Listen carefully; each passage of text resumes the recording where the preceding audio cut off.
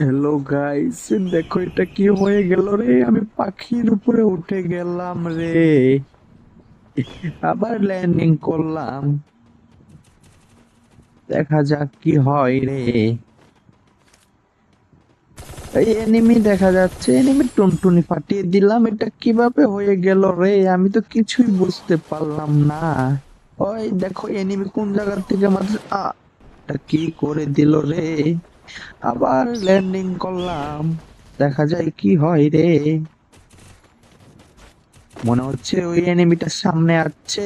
দেখা যাক আমি কি করতে পারি। এহ, কোথায় গেলি রে, জলদি করে আয়, তোকে মারবো আমি রে। এটা কি হয়ে গেল আমার সাথে।